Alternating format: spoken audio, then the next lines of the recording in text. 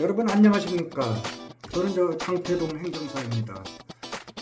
여러분들 제가 계속해서 지금 민원 서류와 행정심판, 이의신청 이런 거에 대해서 계속해서 여러분들에게 제 경험과 일을 하면서 획득한 그런 지식을 가지고 여러분들께 지금 영상으로 계속해서 내보내고 있습니다. 늘 꼭 필요한 사람만 제 영상을 보시지만 그럼에도 불구하고 제가 이렇게 힘이 나는 것은 그래도 많은 영상으로 많은 분들이 도움을 받았다. 그래서 제가 계속해서 영상을 보냅니다. 오늘도 이렇게 시청해 주셔서 감사드리고요. 여러분들 가장 감각이 쉬운 것 중에 하나가 민원 처리에 관한 그런 법률에 보면은 여러분들이 그 사전 심사에 청구를 할 수 있어요. 그런 걸 여러분들이 알아두시면 참 좋은데요. 우리가 이제 그 쉬운 거로 여러분들이 잘 그걸 접하지 않으신 분들도 많을 텐데, 하나의 그 예를 들면은 개발행위 허가 같은 거 맡을 때가 있어요. 건축 허가를 받으려면 개발행위 허가를 먼저 맡아야 되거든요. 그래서 개발행위 허가를 받고 건축 허가를 받을 때 미리 사전에 민원을 신청하는 거예요. 그러면은 그거로 인해서 미리 그냥 이게 되냐 안 되냐 이거 먼저 받아보는 거예요. 그렇게 안 하고서 설계까지 다 하고 환경영향평가까지 다 하고 뭐 정화조 계획 이런 것까지 다 완전하게 갖춰서 민원을 신청했는데 나중에 안 된다. 그러면 어마어마한 재산 손실이 따르잖아요. 그래서 민원 사무 처리에 관한 법률에 민원 처리에 관한 법률이죠. 민원 처리에 관한 법률에 그런 명문 규정을 뒀어요. 그런데 이제 그게 30조에 보면은 사전 심사의 청구 등 이런 제목이 있는데요. 그 내용은 그거예요.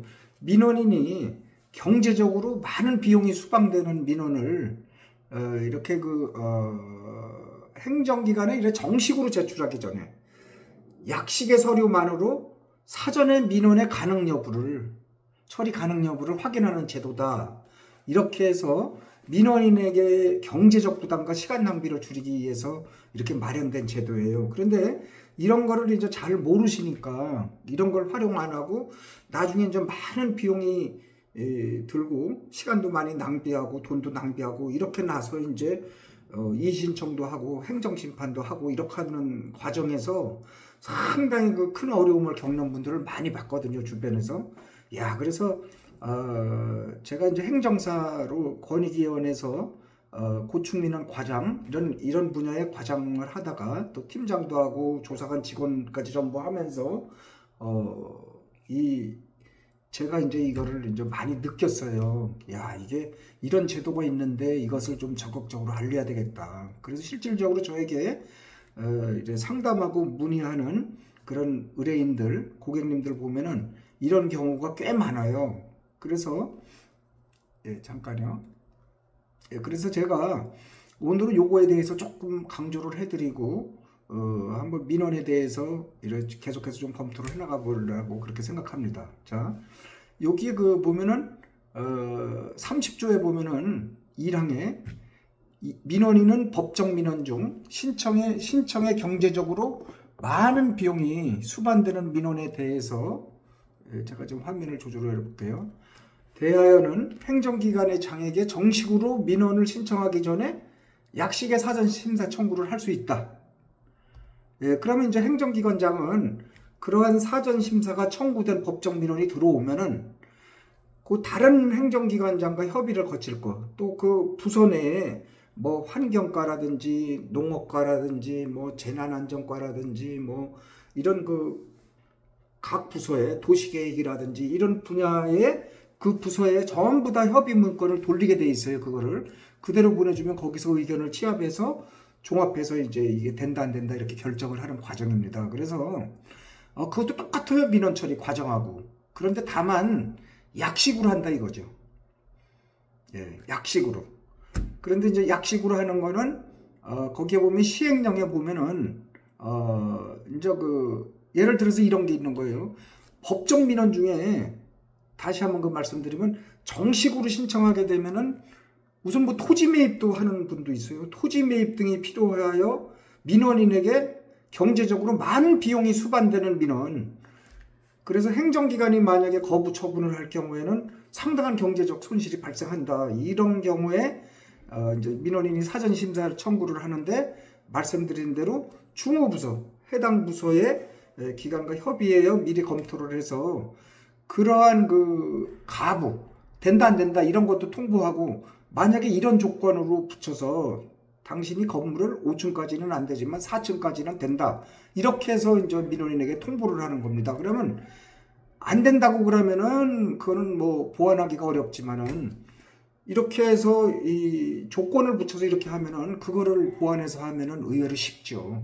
그래서 이제 민원인의 경제적 시간적 부담도 줄이고 불필요한 비용 낭비도 방지하고, 그런데 아주 큰 의미가 있죠. 그래서 이것은 뭐 민원인이 원할 경우만 하는 거죠.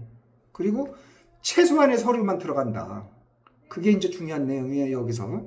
자, 그런데 이제 예를 들면은 언제든지 이제 그게 예를 한번 들어보는 게 좋죠. 건축허가 신청 전에 약식으로 사전심사 청구를 할 수 있어요. 건축법에 나오는 게 아니고 지금 제가 얘기하는 민원 처리에 관한 법률, 이 규정 30조에 근거해서 이제 이렇게 신청을 하는 거예요. 그러면 그럼 이거는 건축허가를 하게 되면은 많이 필요하거든요. 아까 제가 말씀드린 뭐 환경 분야에 그 적정한지, 또 그 뭐 소음, 공해 이런 거에 적정한지, 도시 계획에 그 토지 이용 계획에 적합한지, 지구 단위 계획에 적합한지, 뭐 여러 가지를 갖다 다 검토해야 되잖아요. 정화조 문제는 괜찮은지, 뭐 여러 가지가 이렇게 검토가 돼야 되는데, 그런 것을 약식으로 한다는 얘기예요. 그러면 그거는 이제 사전심사 청구서가 있어요. 법정 서식이. 그거하고 간략한 사업계획서, 간략하게 사업계획서를 작성하는 거예요. 그거는 요즘 챗GPT 또는 뭐 이렇게 검색해 보면은 인공지능이 많이 발전돼 있으니까 그거를 젊은 사람들은 그거로 해도 되고, 그렇지 않으면 이제 저희 같은 사람들한테, 행정사분들한테 이 간략한 사업계획서를 작성해 달라고 그러면은 이제 그렇게 비용 많이 안 들여도 작성했어요. 그리고 관련 도면인데, 관련 도면을 이제 어느 정도로 도면을 우리가 못 그려요. 그래서 건축사무소나 설계사무소 가서 그 간략한 도면을 요구를 하는 거예요. 그러면 전체가 한 2,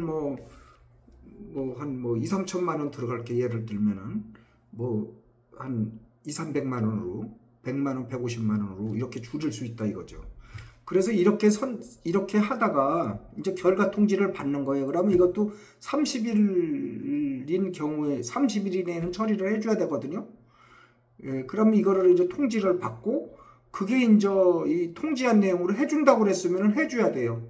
꼭 해줘야 되는 거는 아니야. 그게 거기 뭐 여건이 변했다든지, 뭐 민원인한테 어떤 뭐 결격 사유가 또 발생했다든지 여러 가지 경우가 있으니까, 그리고 법원 수시로 바뀌니까 그 신청 당시에 그 법률에 맞아야죠. 그런 거를 제외하고는 그대로 해주게 돼 있어요. 왜냐하면 신의성실의 원칙이 있잖아요. 신뢰보호 원칙이 있고, 그래서 행정기관이 한번 그렇게 공식적으로 해주겠다고 의사를 밝힌 거는 그런 조건에 맞춰서 해주게 돼 있으니까. 예, 그리고 이것도 행정심판을 할 수 있는 대상은 돼요. 만약에 이제 거부 처분을 할 경우에 정식으로 다 해서 그 반려 처분을 받은 다음에 그걸 가지고 행정심판을 하면 비용이 너무 많이 드니까 사전 심사 청구를 해서 약식으로 그걸 가지고도 행정심판 청구를 할 수 있다. 왜냐하면 그거는 행정처분에 해당하는 거니까. 예, 그리고 이제 예를 들면 건축허가를 사전 결정을 해줬어, 된다고. 그런데 그 2년 이내에 건축허가는 또 해야 돼요. 그런 조건을 갖춰야지 사전 결정 효력이 상실되게 하면 또 안 된다는 얘기죠. 그래서 아까 말씀드린 대로 간략한 설계도서, 그 다음에 환경성 검토 서류 등 이렇게 꼭 필요한 것만 있어요. 그것도 아주 약식으로 하면은, 그러니까 이걸 본인이 잘 못해요, 이런 거는. 그래서 이거라는 거는 이제 전문 뭐 건축사에 이렇게 맡기면은 훨씬 더 경제적 부담이 줄고 또 시간도 빨리 되고, 그 다음에 사전에 적법한지 아닌지 하면은 내가 토지를 매입할 것인가 안 할 것인가, 이걸 지울 수 있는가 없는가, 이런 거를 전부 다 할 수 있는 거죠. 물론 이거 말고도 많이 할 수 있어요. 제가 지금 예를 들은 거는 개발행위허가나 건축허가 이것만 예를 들었는데 다른 것도 얼마든지 가능하다 이렇게 말씀드리는 거예요. 그래서 이제 이런 거 혹시 이제 이러한 그 중요한 기회를 만약에 놓쳤다 그러면 다시 하면 되는 거예요. 다시 해서 이렇게 맡으면 되는 거예요. 그러니까 보정을 한다는 얘기죠.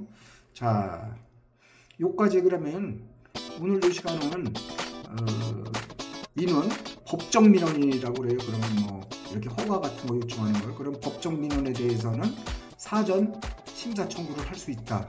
이런 사항에 대해서 이제 말씀을 드렸습니다. 감사합니다.